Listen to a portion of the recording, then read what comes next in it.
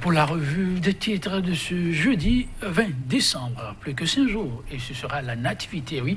C'est Kodjovi Ametonon qui va nous présenter l'essentiel, mais il paraît que la fièvre de la nativité n'est pas encore présente dans les journaux. Kodjovi Ametonon, bonjour. C'est pas dans les journaux, c'est dans la République, c'est dans la rue. Vous circulez et vous sentez que le Bénin vit une morosité qui ne dit pas son nom. Et par ce temps de fête, le fait se traduit davantage.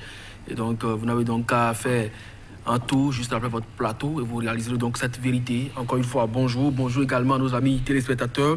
J'ai repris donc cette information un peu comme pour vous dire que oui, c'est pas le contraire. Les journaux ne peuvent pas mentir. On ne crée pas l'information. On ne fait que relater l'information.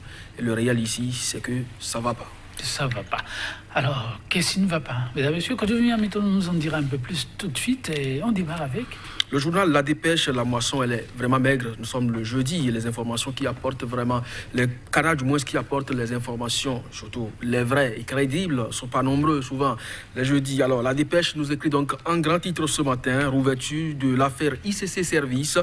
La criette fait son show à la radio et vous avez donc, comme à son accoutumé, ces images qui illustrent bien ce qui se passe, même si Barnabé Bago pense toujours que c'est un monstre. Préparatif des prochaines joutes électorales, l'USL et ses alliés optent pour de nouvelles stratégies de lutte. Et puis, reprise de l'affaire CNSS-BIBE, Bentoyon et ses co-accusés attendus à la criette ce jeudi. Le journal L'Audace Info, séminaire pour approfondir la réflexion commune de l'opposition sur la situation sociopolitique du Bénin, l'USL et les partis alliés en conclave à Grand Popo. Le journal Le Pays émergent, procès ICC Service à la Cour de répression des infractions économiques et du terrorisme qui manipule les escrocs contre Boni Yahi. La criette dans un film hollywoodien à Porto Novo. Tokpa nous relève Yahi et plonge le procureur à Moussou.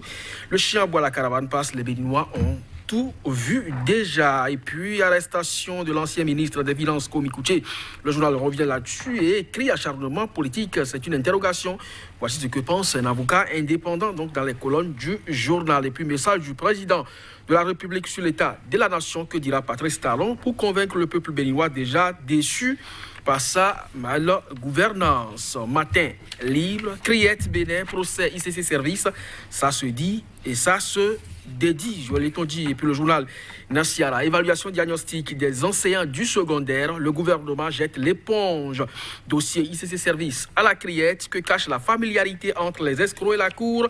Une mise en scène bien préparée, simplement écrit le journal. Et puis alerte, les avocats du président Boni Yahi déposent une plainte pour diffamation en procédure d'urgence contre... Vous avez donc le nom de Michel-Émile Tebbenou, Guy Plogan, le procureur général Constant Moussou, le ministre Armand Zizinoko et puis stratégie de désintégration des forces de l'opposition. Énième échec de la cabale contre l'ex-agentier national. Il s'agit bien sûr de Komi Kouché, écrit donc le journal Nassiara. Merci Kodjovi Ametonon. Et nous allons démarrer justement avec Nassiara. Ça va très vite, et ça se complique, ça se noue et se dénoue. Oui, il s'agit de l'actualité avec la criette. Nassiara écrit à sa une, je reprends pour vous très rapidement. Dossier ICC Service à la criette que cache la familiarité entre les... J'ai du mal à lire, mais c'est ce qui est écrit. Les escrocs et une mise en scène bien préparée, mais plutôt ce qui intéresse, j'imagine, c'est l'alerte qu'on peut lire à cette une. Les avocats du président Yahi Boni, Kodjovi Ametonon, déposent une plainte pour diffamation en procédure d'urgence contre, je cite, Émile Tebbenou, Guy Plogan, le procureur général, Constant Amoussou, le ministre Armand Zizinoko, du rebondissement en perspective. Oui, nous l'avons dit sur ce plateau hier avec... Le Fadou Belete qui disait qu'il faut être circonspect dans ses déclarations, surtout lorsque vous êtes aujourd'hui dans un procès comme celui-là. Le journal Matin Libre, vous avez également en face de vous qui dit au niveau de la criette, ça se dit, ça se dédie. Il a suffi que le ministre Tokpa nous réponde à l'appel de cette cour pour que déjà ceux qui se voyaient lui donner 2 millions en face reviennent sur leurs propos pour dire c'est par intermédiaire je lui ai envoyé l'argent.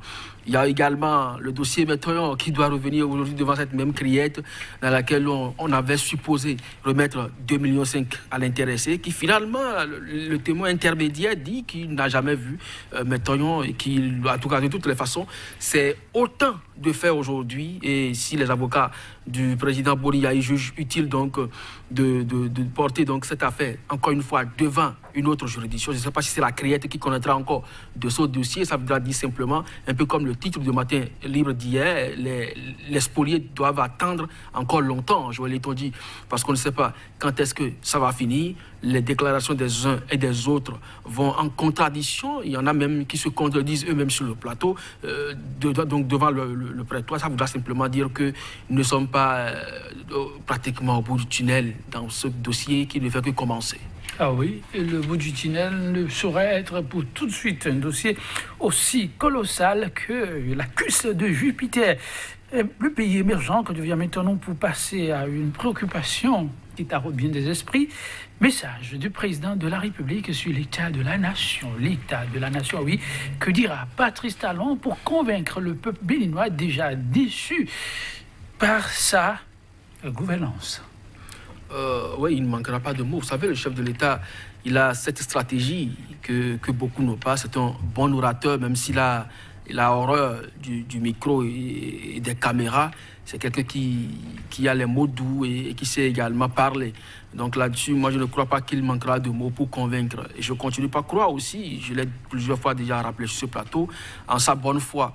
Il y a qu'il ne gère pas seul, il a confié des responsabilités et il n'est pas forcément au devant pour savoir si ça va ou ça ne va pas. C'est les rapports qui lui sont faits et c'est sur ça lui va se prononcer. Donc si on lui dit que ça va très bien et que le panier de la ménagère, un peu comme ce que nous sommes en train de dire tout à l'heure, est rempli et qu'on lui dit que le projet asphaltage a déjà abouti et que l'aéroport de Glodjigbe a été réalisé déjà à 75% et que la voie Cala Victory est déjà tracée, le chef de l'État va le dire à la population. Donc il lui revient de mener des contre-expertises, de descendre sur le terrain lui-même, de s'enquérir et d'écouter le cri de la population et d'en faire vraiment une analyse approfondie à son propre niveau avant de savoir donc quoi dire à la population. Nous sommes effectivement à la veille, je crois que c'est peut-être le dernier rendez-vous avec la population avant donc les échéances à venir. Et donc c'est un moment donc de médias pour le chef de l'État pour davantage resserrer les rangs avec la population. Ce n'est pas ici serrer les ceintures, mais resserrer davantage les rangs, gagner encore la confiance des uns et des autres. C'est encore possible si des actions d'éclat, peut-être un peu comme les appels que vous avez évoqués tout à l'heure dans votre introduction, suivent. Oui, Olivier Métonon, la République attend sur beaucoup de sujets. Un autre sujet qui retient toujours l'attention, qu'il s'agit du cas, nous rapporte encore pays émergent, commis, Koutié, arrestation ou interpellation de l'ancien ministre des Finances, commis Koutié. Le quotidien s'interroge en tendant le micro à un avocat indépendant et de conclure, s'agirait-il d'un acharnement politique, car quand on suit le parcours, on aurait pu éviter toute cette scène à la République. Oui, nous l'avons déjà dit dans une autre émission sur ce même plateau que en dehors donc, de tout ce qu'on peut lui reprocher, on a comme l'impression, vu donc l'allure que prend donc ce dossier, que c'est un acharnement simplement. Parce que comme Koutié a eu le temps de certifier sa gestion par une institution de la République, la procédure enclenchée contre lui en tant que ministre dans un autre dossier a été interrompue au niveau de l'Assemblée nationale. Alors, il avait bénéficié d'une convocation à laquelle il avait répondu dans cette même République. Maintenant, on émet un mandat subitement, alors qu'à un moment donné, on ne lui a pas adressé une convocation sans qu'il ait manqué donc de répondre. Ça pose des problèmes. La Cour de répression a mis donc ce mandat de façon extraordinaire. On ne comprend pas. Il a été convoqué pour le 18 pour répondre devant cette même Cour. Et déjà, le 15, ou le 14 déjà, il ferait donc objet d'arrestation à Madrid. Nous, ça nous interpelle dans la République. Et quand je parle de nous, c'est bien sûr ceux qui sont des acteurs de la justice, c'est ceux qui sont aujourd'hui au sommet de l'État en train de gouverner pour que véritablement on sache que le Bénin a un honneur, le Bénin a une image aussi à sauvegarder et qu'on ne verse pas dans le ridicule pour peu qu'on veuille détruire un acteur politique. Ah oui, d'autres acteurs politiques pensent qu'il faut prendre les taureaux par les cornes. C'est la dépêche qui rapporte les faits. Pour le faire, il faut forcément aller aux urnes. Et dans ce cadre, les préparatifs vont bon train. L'USL et ses alliés, lige à la une ici, optent désormais, comme je viens maintenant, pour de nouvelles stratégies de lutte. Un déplacement a été fait loin de Cotonou pour mener, dit-on, les réflexions à la tête froide. Oui, on n'a pas besoin forcément d'aller au front parce que vous savez, les lignes rouges sont tracées un peu partout. Vos militants seront gazés, seront tabassés, d'autres seront arrêtés. Donc, c'est des voix que vous perdez d'une manière ou d'une autre.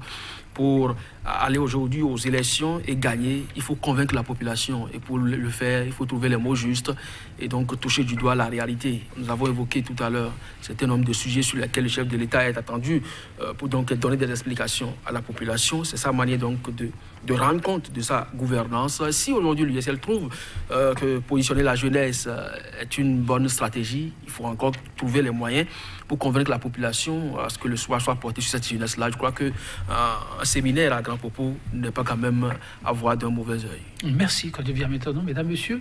Merci aussi à vous. On se retrouve demain.